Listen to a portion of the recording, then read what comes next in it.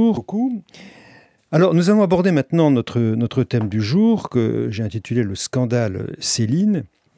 Nous allons aborder un écrivain qui a marqué une rupture dans l'histoire de la littérature. Le Voyage au bout de la nuit date de 1932, comme vous le savez, et qui a été par la suite la source d'un scandale permanent, en particulier par les pamphlets antisémites de la fin des années 30, et dont la publication actuelle, envisagée par les éditions Gallimard, vient d'être suspendue suite à un nouveau scandale qui a été produit par cette annonce. Alors, la vie de Céline, son œuvre, est marquée par le scandale, par une chronique judiciaire permanente, au point que, comme on a dit tout à fait récemment, ces textes tombent sous le coup de la loi, notamment à propos de la réédition envisagée en 2018. Alors, pour discuter de l'écrivain, du pamphlétaire, du médecin, du voyageur qu'a été Céline, nous recevons aujourd'hui Maître François Gibault. Maître François Gibault a fait une triple carrière militaire. Il a été sous-officier pendant la guerre d'Algérie, une carrière littéraire. Il a publié de nombreux ouvrages que nous allons citer. Et puis, évidemment, une carrière d'avocat, une longue carrière d'avocat, puisqu'il a prêté serment le 5 décembre 1956. Alors, François Gibault, notamment, a publié une biographie de Louis-Ferdinand Céline, en 3 volumes au Mercure de France, Le temps des espérances, Délire et persécution et Cavalier de l'Apocalypse. Il est également l'auteur de poèmes, de recueils de poèmes, de romans en particulier. Alors, François Gibault, merci d'être parmi nous ce matin. Bonjour. Vous allez évoquer en particulier la figure de Céline, mais peut-être avant de l'aborder, pour ceux qui ne le connaissent pas ou qui le connaissent peu, est-ce que vous pourriez nous donner en quelques dates un peu la physionomie de l'œuvre et de l'homme Céline, né en 1894, mort en 1961, en quelque sorte la synthèse, parce qu'on ne pourra pas tout aborder, mais quelques points de repère. Je vais vous donner cinq dates. J'ai choisi 5 dates. La date de la naissance, évidemment, 27 mai 1894. C'est une date importante puisque c'est le démarrage de l'affaire Dreyfus. Quelques mois après la naissance de Céline commence l'affaire Dreyfus, qui s'achève d'ailleurs la même année puisqu'il est jugé très rapidement et condamné comme chacun sait. La deuxième date importante, c'est 20 ans plus tard, exactement 20 ans plus tard, Poel-Capelle, la guerre de 14. Céline est grièvement blessé le 27 octobre 1914 dans les Flandres. Il a donc exactement 20 ans. La date suivante, c'est évidemment 1932, la publication de Voyage au bout de la nuit, grand événement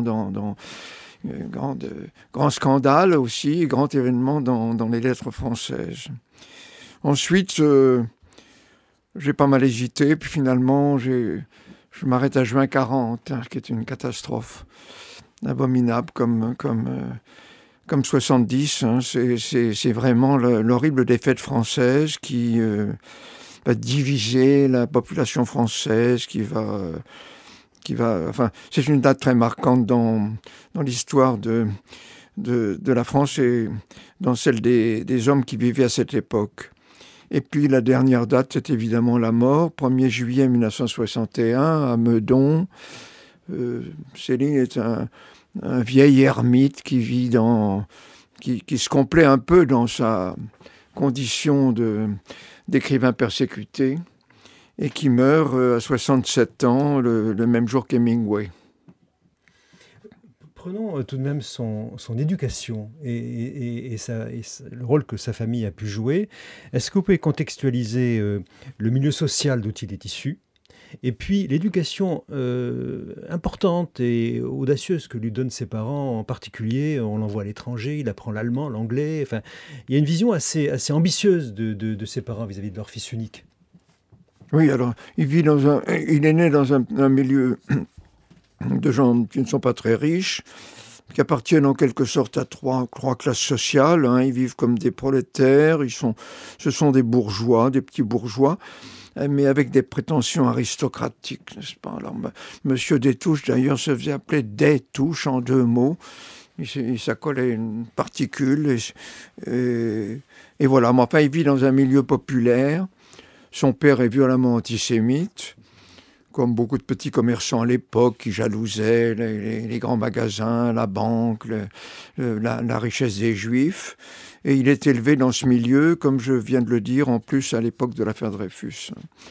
Voilà ce qu'on peut dire du milieu. Sa mère tient une petite boutique, et son père est correspondancier dans une compagnie d'assurance. Tout ça est assez minable, mais quand même un peu prétentieux.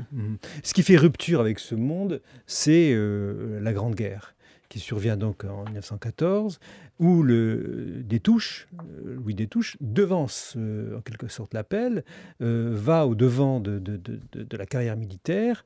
Quel est l'état d'esprit du jeune Louis-Ferdinand à l'époque? On le décrit beaucoup comme patriote, cocardier, extrêmement soucieux de défendre son pays, et il part en quelque sorte, comme beaucoup de jeunes de son époque, la fleur au fusil à la guerre, qui était programmée pour être courte, et comme on le sait, ce ne sera pas le cas. Quel est son état d'esprit à l'époque? On peut lire son père ne croyait pas aux études, alors dès qu'il a eu le certificat d'études, on l'a envoyé Céline, enfin le jeune Destouches, en Allemagne et en Angleterre pour apprendre l'allemand et l'anglais. Et là, on voit en Allemagne, c'est très intéressant, il écrit à ses parents. Il est tout gamin, hein.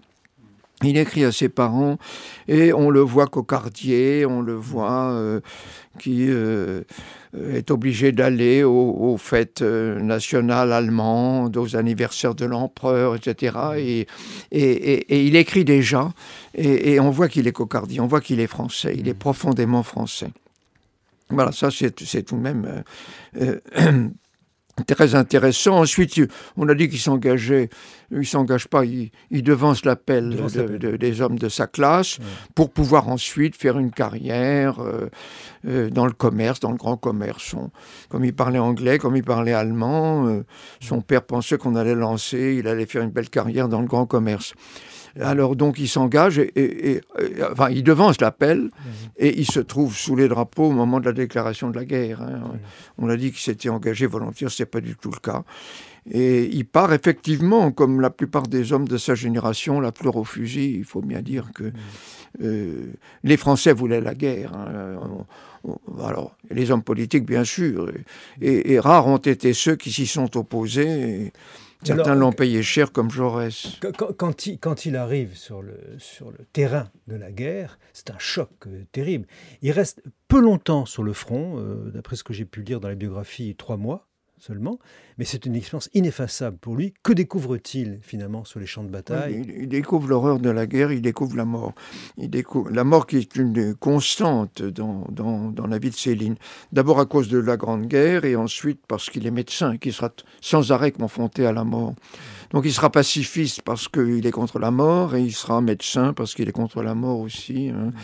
Le rôle du médecin, c'est d'essayer de permettre à ses patients d'échapper à la mort. Donc là, il découvre la guerre, surtout les débuts de la guerre, où on envoie les hommes... le mois d'août, septembre, octobre, 14, c'est une hécatombe épouvantable. Hein, parce qu'on envoie les hommes face à l'ennemi, sous les tirs ennemis, absolument sans protection. Avec un commandement totalement avec un commandement complètement dépassé, qui n'a rien compris, et qui critique d'ailleurs. Il y a des sacrifices épouvantables. Moi, j'ai écrit un livre sur le barreau de Paris pendant la Grande Guerre. On voit les jeunes Français, parce que c'était tous des jeunes. Il faut savoir qu'on a mobilisé en 14 les gens jusqu'à 23 ans. Hein. Les morts de 14 sont tous des jeunes, très jeunes. Céline a 20 ans et il est blessé le 27 octobre 14. Donc il a quand même eu le temps de combattre et d'assister à des combats sanglants et de voir des camarades mourir autour de lui. Voilà. Alors il décrit, notamment au début du Voyage au bout de la nuit, la chute de cette poésie héroïque des combats. Et il y a une une des scènes d'ouverture du roman, quand il décrit la mort sur une rafale de mitrailleuse d'un colonel qui est en face de lui. Il décrit avec son langage déjà qu'on découvre avec cette crudité du mot.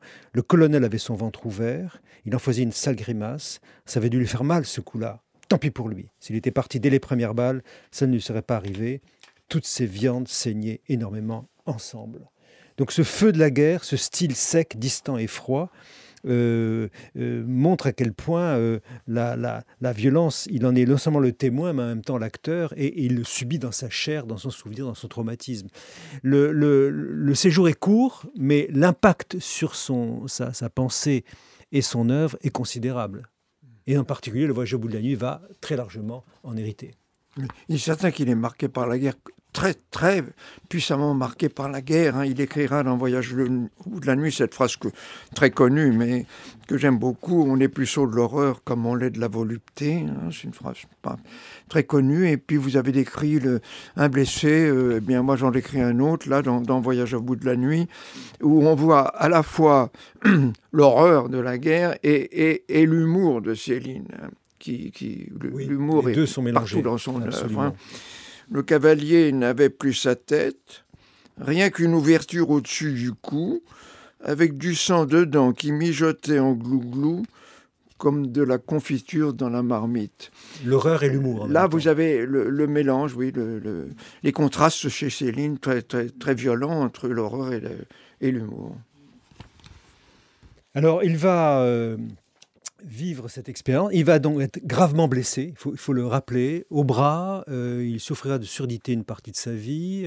Il aura des maux de tête. Et il revient du front en héros de la guerre auprès de son public.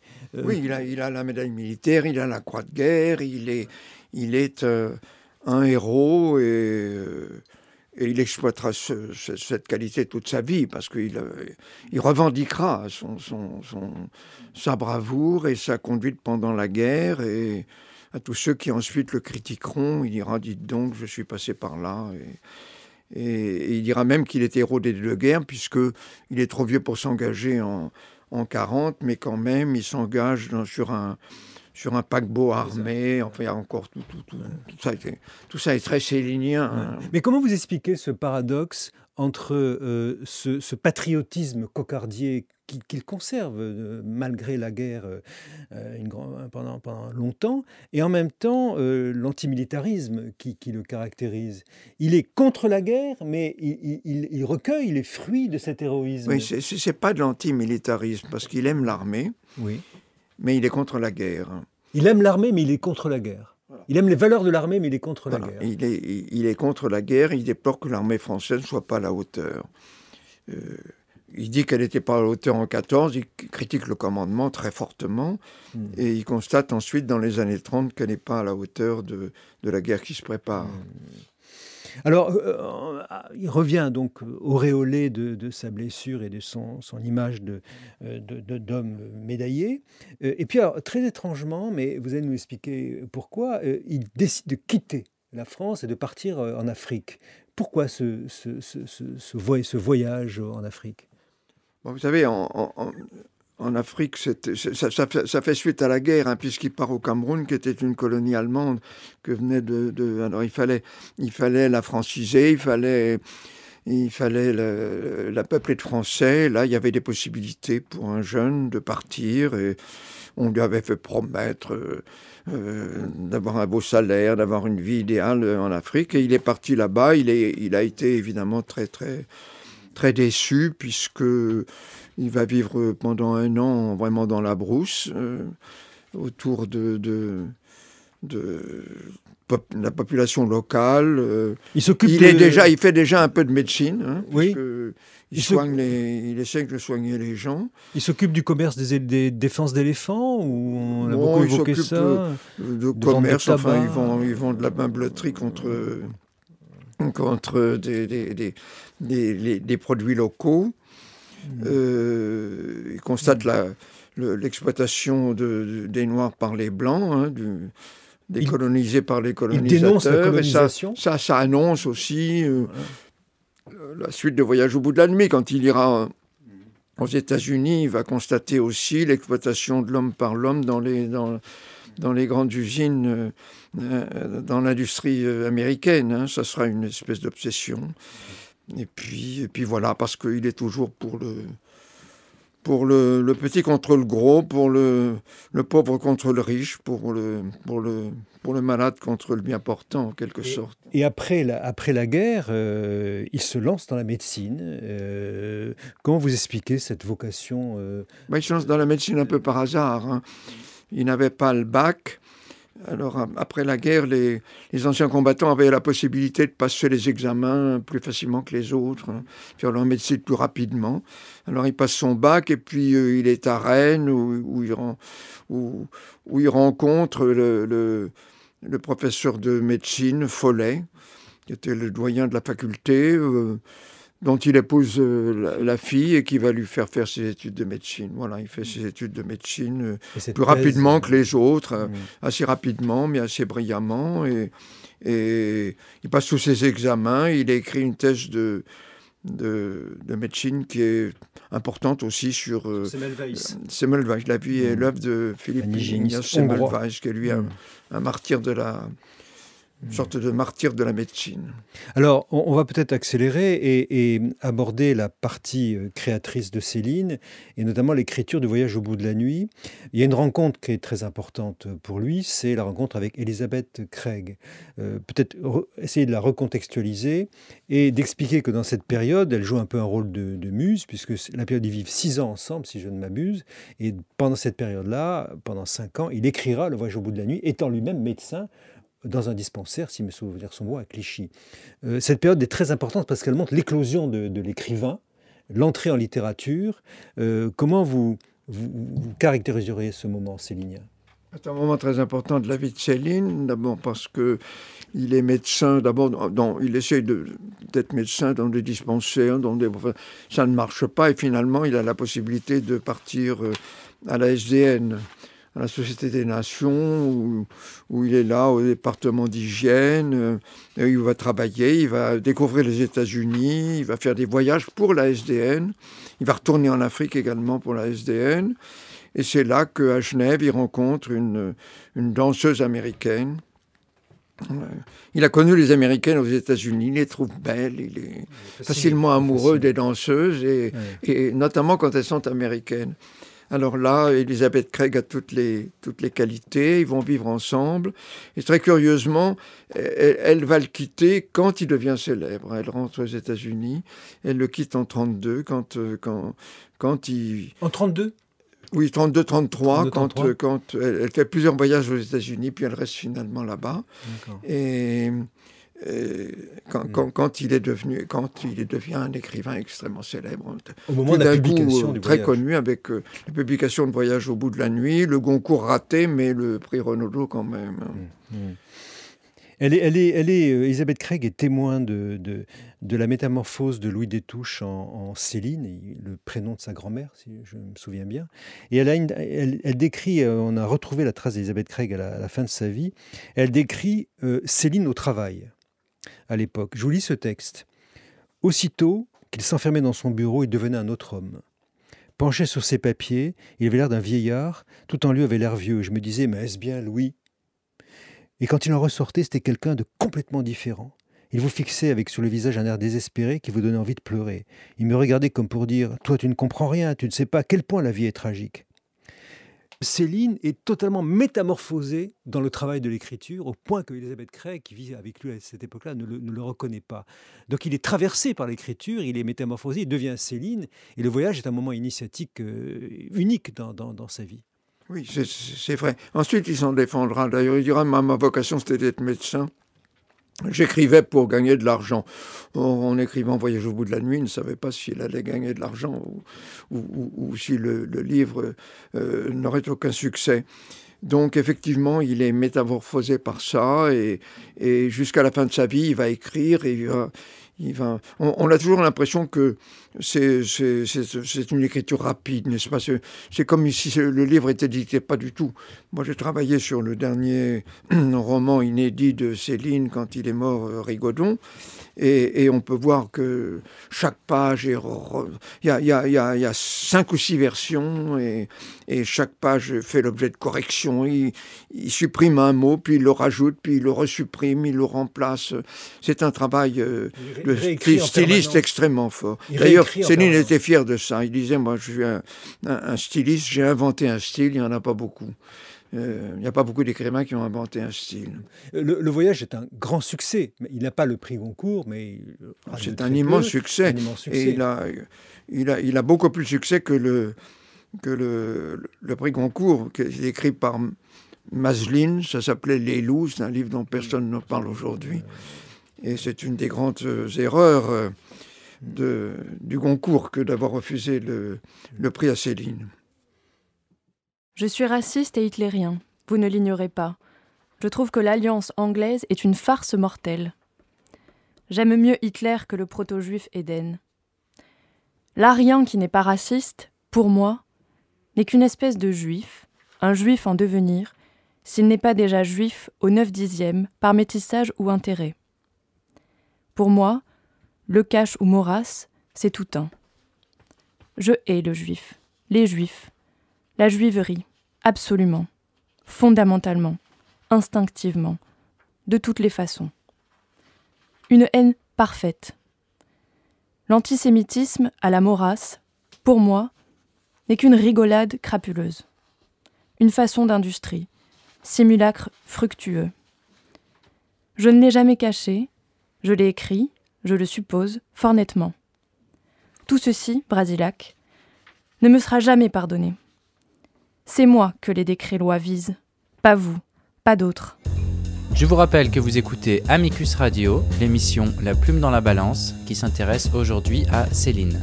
Faut-il publier les pamphlets antisémites de l'écrivain en présence de François Gibault? Léa vient de lire un texte de Louis-Ferdinand Céline, qui est une lettre à Brasillac, qui exprime ce moment de sa vie où il écrit un pamphlet antisémite qui s'appelle « Bagatelle pour un massacre ». Nous sommes en 1937.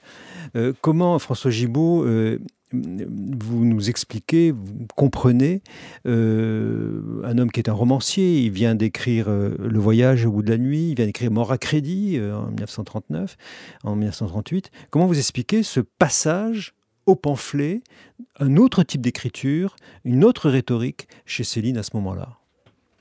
Je n'explique pas, je ne comprends pas. Hein. Il faut savoir tout de même que Céline est un homme pétri de contradictions, comme beaucoup de génies d'ailleurs. Hein. Vous avez dit tout à l'heure, il était pacifiste et militariste. Hein. Il était avare et il pouvait être extrêmement généreux. Il était libertaire, anarchiste et homme d'ordre. Hein. Il ne supportait pas le désordre, mais il était quand même anarchiste.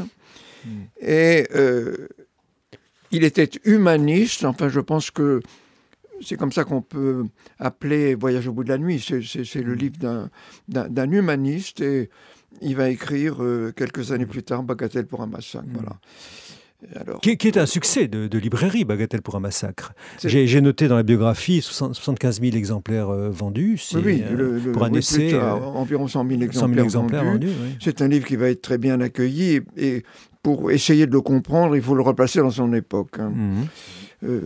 C'est la raison pour laquelle, si on publie un jour les pamphlets, il faudra un appareil critique très bon appareil critique fait par un historien. Il faut savoir que tout de même qu'à l'époque, dans les années 30, on pouvait être antisémite sans choquer personne en quelque sorte. Hein. Je vais citer quelques écrivains de l'entre-deux-guerres qui ont été antisémites et très souvent violemment. Hein, Brasillac évidemment, Drieux-La Rochelle, Céline, Jérôme et Jean Tarot, dont l'un était à l'époque académicien avant l'élection de l'autre, Giraudoux, Maurras quand même, qui avait une influence considérable sur les intellectuels français, Jouandeau, le petit Jouandeau dont on ne parle jamais, qui a écrit Le Péril juif, hein, Paul Morand, écrivain considérable, Chardonne, Rebattet évidemment, Léon Daudet, Bernanos, Henri Béraud, André Gide l'était un peu. Hein. Il y avait 4 antisémites à l'Académie française. Hein. Il y a les 2 Abel, hein, plus Charles Maurras et le maréchal Pétain. Ça fait beaucoup. Hein. Donc, il faut savoir quand même à l'époque qu'on pouvait être antisémite dans la meilleure société, dire du mal des Juifs, dire qu'on les détestait. Et c'est presque sans... Enfin, on choquait une partie de l'opinion, mais on tolérait ces propos. Mais moi, ce qui me frappe, c'est l'antisémisme célinien, parce que les textes qu'on vient de lire et d'autres textes, c'est un antisémitisme radical, hystérique, presque délirant par moments, d'une extrême violence, au point que, quand on lit les biographies sur Céline, notamment la vôtre, ça fait un peu peur aux Allemands. Il y a un dîner que racontent certains biographes où les représentants des nazis disent « cet antisémitisme, c'est pas le nôtre, on s'en méfie ». Il est refusé par les publications comme « Je suis partout » de Brasiac, qu'on vient de voir tout à l'heure. Donc il est quand même extrêmement radical, extrêmement violent, et bien au-delà de celui plus fonctionnalisé, entre guillemets, que peut véhiculer l'intelligentsia française par ailleurs. Donc il y a quand même là une alliance étrange entre le génie, je dirais, littéraire de Céline et cette passion antisémite qui caractérise cet antisémitisme, qu'il faudrait effectivement peut-être travailler plus encore. Céline est excessif en tout. On le voit déjà dans Voyage au bout de la nuit. Vous savez. Le premier pamphlet de Céline, c'est Voyage au bout de la nuit. Hein, il faut bien dire, c'est un livre charge contre la société, contre la guerre. Et Céline est excessif. Il est... en quelque sorte emporté par son talent. On a l'impression que quand il écrit, il s'amuse et il est emporté, il est excessif, il est complètement fou. Hein. Il est fou dans son antisémitisme. C'est ce que dit Julien Gracq dans l'appréciation qu'il fait de Céline. Une fois embarqué dans sa phrase, il faut accélérer coûte que coûte comme un cycliste. Il s'est forcé un instrument qui, par nature, ne pouvait être maîtrisé. Il ne pouvait que s'y livrer, comme d'autres se risquent, à la drogue. Donc, une sorte d'effet d'entraînement très puissant de son génie littéraire. Ça, c'est la raison pour laquelle j'aurais... Voilà. Il y a un certain intérêt à lire Bagatelle pour un massacre, parce qu'on constate tous ces excès complètement délirants. Il y a un délire chez Céline. Expliquez le titre. De quel massacre s'agit-il ? Il y a des tas de gens qui ont dit Bagatelle pour un massacre, c'est le massacre des Juifs. Ça n'a jamais été ça. Hein, ça n'a jamais été ça. Sur la bande du livre, il faut savoir qu'il y avait une bande, vous savez, rouge, comme on fait pour beaucoup de livres. Il y avait Pour bien rire dans les tranchées. Bon, ça c'est exactement ça. Pour bien rire dans les tranchées, attention, on va à la guerre et les Juifs français ou émigrés, surtout les émigrés qui avaient été persécutés en Allemagne, étaient pour la guerre, pour abattre Hitler. Hein. C'était bien normal. Et il disait, on a poussé, les Juifs nous poussent à la guerre. Moi, j'ai fait la guerre pour l'Alsace-Lorraine, je ne la ferai pas pour les Juifs. Voilà, ça. Dans Bagatelle pour un massacre, je peux vous citer des passages, c'est extrêmement clair. Hein. Donc, c'est pas Bagatelle pour le massacre des Juifs, c'est le massacre, ce sera le massacre des Français pour la nouvelle guerre. C'est ça. Donc, il faut bien contextualiser le titre qui est très, très spécifique. Il écrit d'ailleurs un deuxième pamphlet l'année suivante, L'école des cadavres, et un troisième, Les beaux draps. Pourquoi ce deuxième pamphlet qui aura beaucoup moins de succès que le premier, L'école des cadavres? Et de quel cadavre s'agit-il? C'est bâclé, Bagatelle pour un massacre, si vous voulez, sur le plan littéraire, sur le plan comique également, hein, formidable. C'est un livre qui présente un intérêt sur le plan littéraire, si vous voulez. Mais il faut savoir aussi que un tiers de Bagatelle pour un massacre, c'est contre les communistes. Hein. Il raconte son voyage en URSS, c'est une charge formidable contre le bolchevisme, encore plus que le communisme. Donc, il a tout de même un procès en diffamation à l'époque. Il a un procès en diffamation parce qu'il avait attaqué le docteur Rouquès qui a gagné son procès.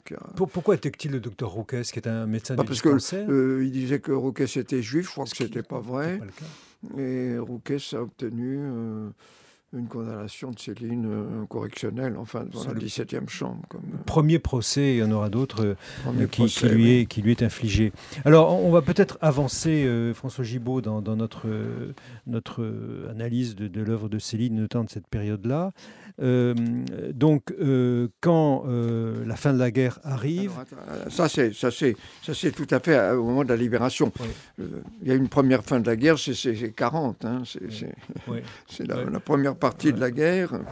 Là, il écrit un pamphlet. Oui, la période de Vichy, oui. Il écrit un pamphlet qui s'appelle Les Beaux Draps, en 41, dans lequel il attaque encore un peu les Juifs, pas mal les Juifs, mais surtout tout le reste, hein, le clergé, les éducateurs, l'armée, les politiques, hein, ça part absolument dans tous les sens, à commencer par l'armée. Hein.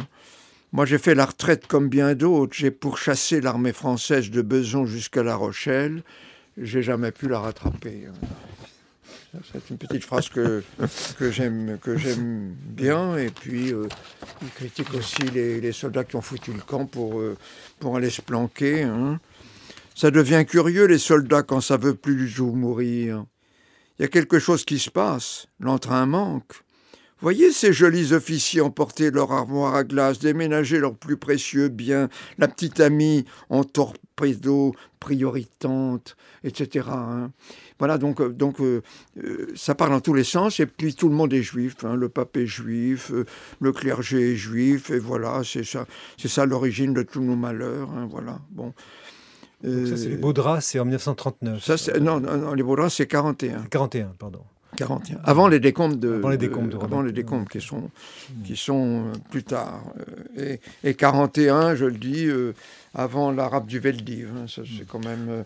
l'arabe du Veldiv va alerter tous les Français. Tous les Français connaissent l'arabe du Veldiv. Donc, à partir de ce moment-là, je dis que... Ça bascule. Là, ceux qui ont écrit contre les Juifs, ce sont des salauds. Éclaircissez un point. Est-ce que Céline a été collaborationniste ? Alors, il connaissait les Allemands, il connaissait d'ailleurs le directeur de l'Institut allemand bien avant la guerre, hein, et il rencontre des Allemands, mais les faits de collaboration sont très minces. Hein. Rien à voir avec Rebattet qui lui écrit dans Je suis partout, vraiment jusqu'à la fin, jusqu'à la libération. Hein.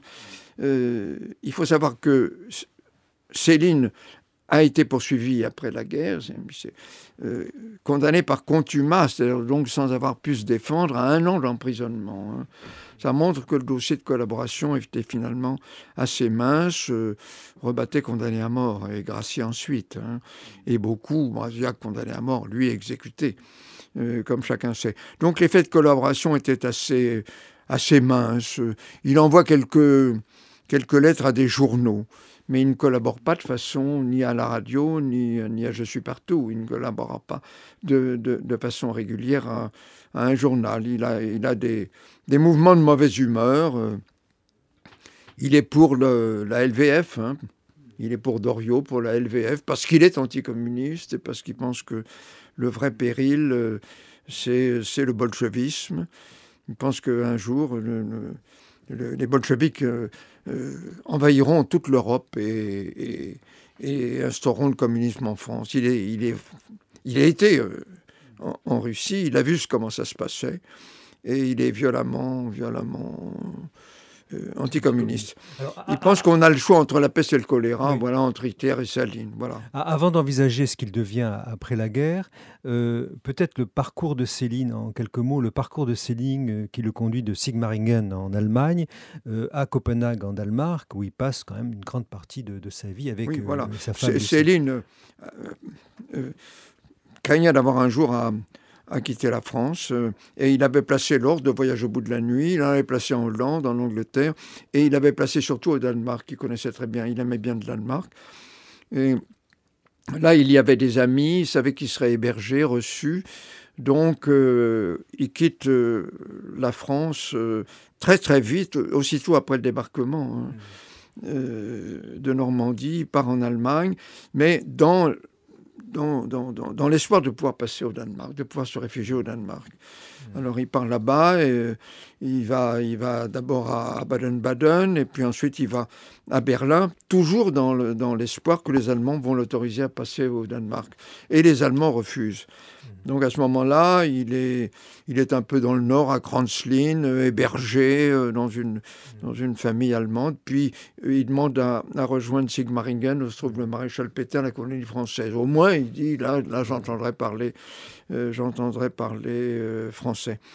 Et il y va, et il quittera Sigmaringen. Il obtiendra l'autorisation de partir au Danemark en mars 1944, tout à fait à la fin de la guerre.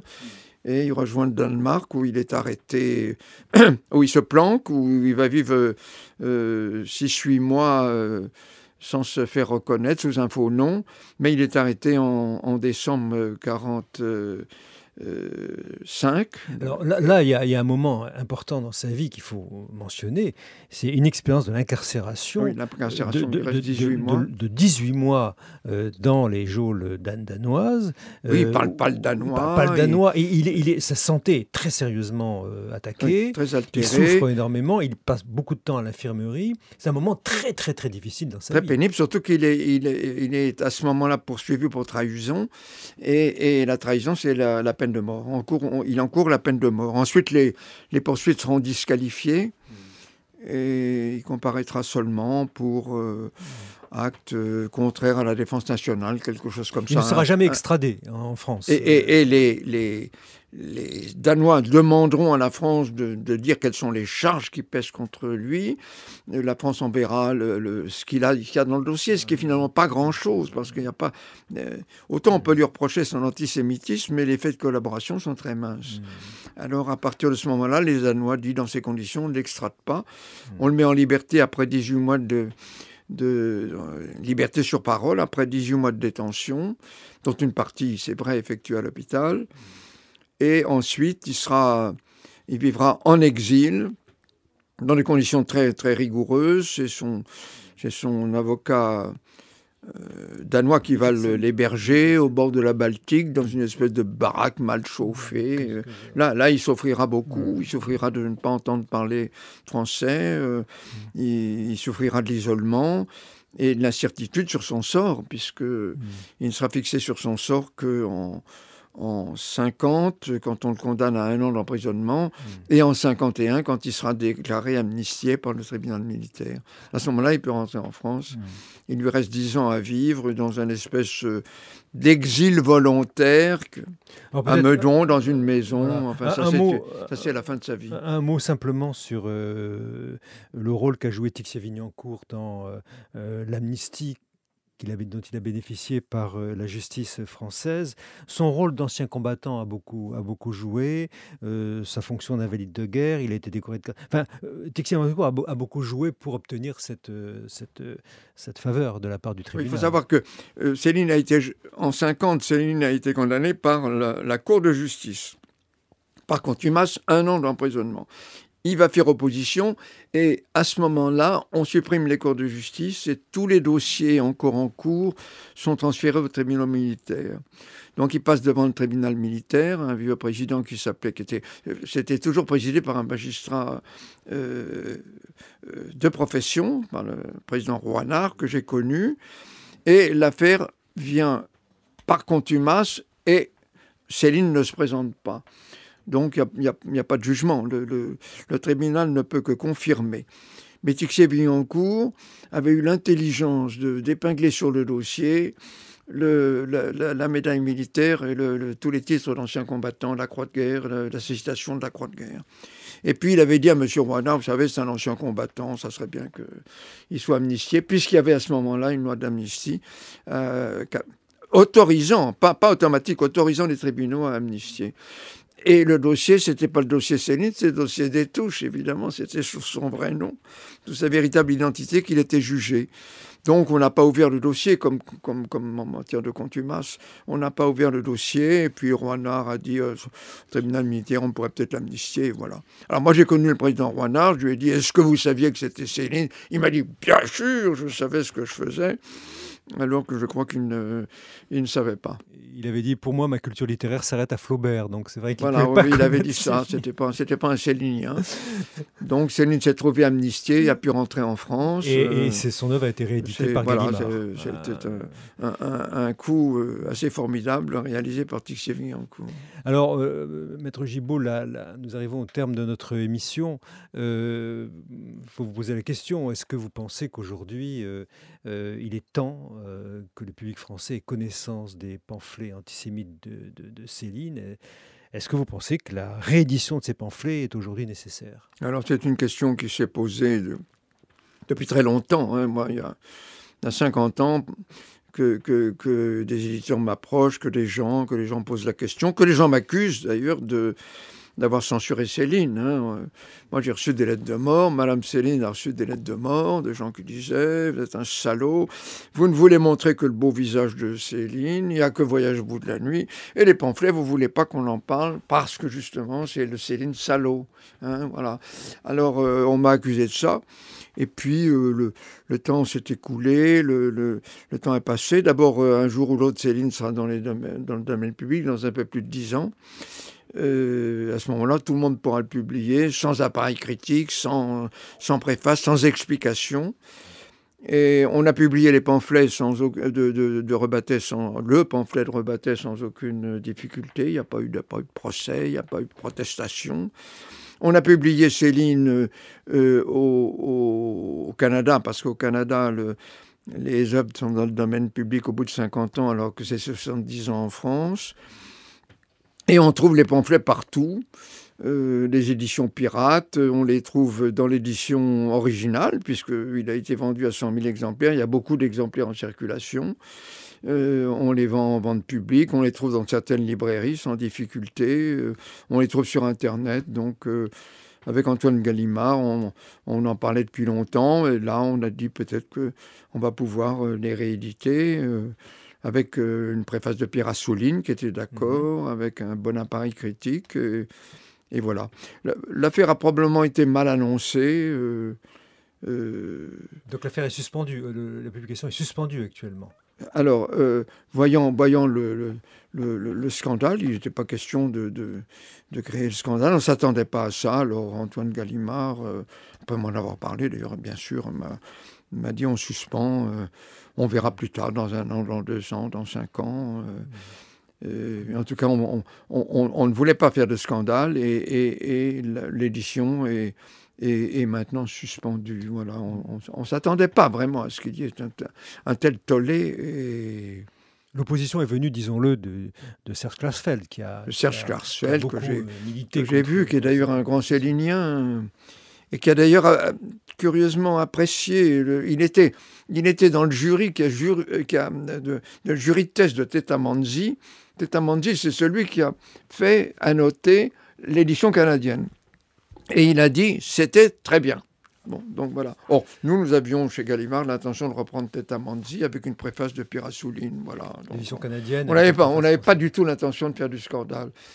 Et je crois que en lisant le Voyage au bout de la nuit, les Français verront que c'est pas un appel au massacre. Hein, c'est contre la guerre, c'est dire voilà, c'est contre les Juifs bien entendu, très violemment, mais avec enfin, voilà, je déplore cette publication, mais je comprends très bien que finalement Klarsfeld se soit opposé. Hein. Moi, je suis avocat, je sais qu'il y a le pour et le contre, et j'ai l'habitude. Hein. Je suis quelquefois partie civile, je suis quelquefois du côté de la défense, et je comprends très bien que Serge Klarsfeld ait mené cette campagne. J'en ai parlé avec lui d'ailleurs. Hein. C'est un homme assez ouvert, finalement assez libéral et grand admirateur de Céline. Terminons sur ce paradoxe. Il y a dans Céline, disait Julien Gracq, un homme qui s'est mis en marche derrière son clairon. J'ai le sentiment que ces tons exceptionnels de vociférateur auxquels il était incapable de résister l'entraîneraient inflexiblement vers des thèmes à haute teneur de risque. Quiconque a reçu en cadeau pour son malheur la flûte du preneur de rats, on l'empêchera difficilement de mener les enfants à la rivière. Merci François Gibault, je rappelle vos ouvrages. et ceux sur lesquels nous avons échangé ce matin. La biographie en 3 volumes que vous avez publiée au Mercure de France entre 1977 et 1981. La préface que vous avez donnée à l'ouvrage aux éditions Bouquins d'un Céline l'autre. Et puis, vous êtes également poète. Vous avez publié un recueil de poèmes chez Gallimard, Un nuage après l'autre, en 2017, et puis une série de nouvelles sous le titre La cité interdite. Je rappelle également que vous avez donné une interview à la revue Histoire de la justice sur votre expérience des procès politiques depuis 1962. C'est le numéro 27 qui s'intitule Les procès politiques, documentation française. Vous retrouverez toutes ces références sur notre site internet radio.amicus-curiae.com, à la page de